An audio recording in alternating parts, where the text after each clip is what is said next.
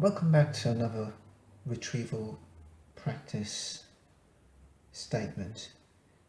Here it says the line joining the origin to 1, 3 is equal in length to the line joining 0, 1 to 3, 0. We need to determine whether this is a true or false statement. As soon as we talk about length of lines, then we should be thinking about using this formula.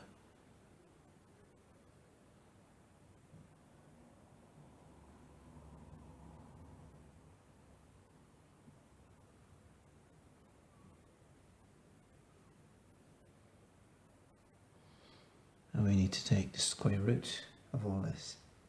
So we'll do it for the first pair of coordinates, the origin and 1, 3.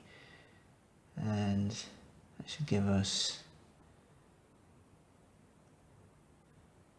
0 minus 1 squared, 0 minus 3 squared. And this is equal to the square root of 10. We'll leave it as a third for the moment. So this is line 1, starting at the origin and ending at 1, 3.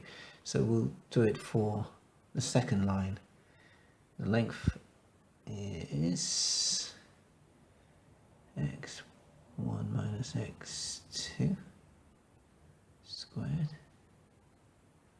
added to y1 minus y2 squared. And this, we take the square root of the result.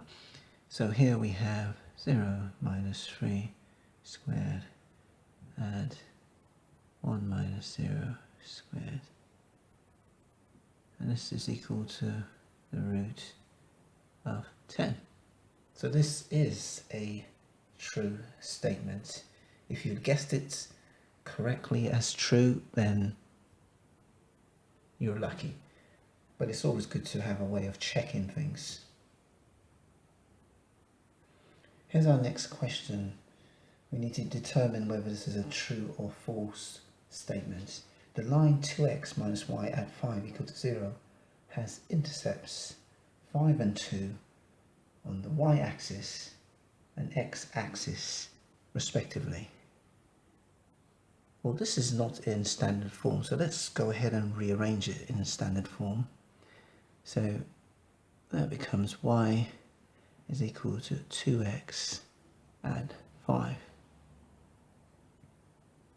So now we can go ahead and find out what the y-axis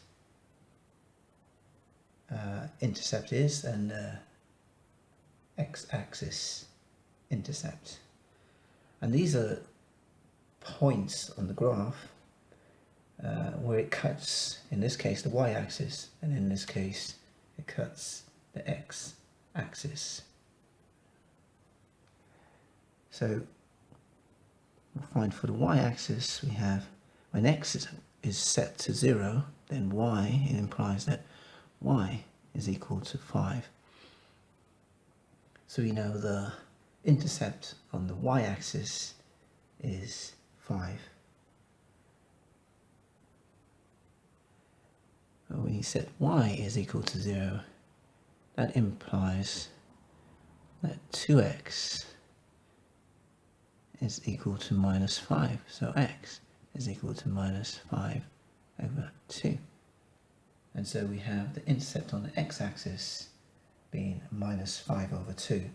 So this statement is clearly false. And just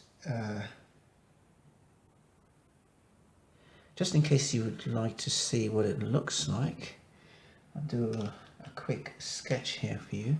So if we have our x and y-axis, this is the x, we have the y-axis. Let's say our graph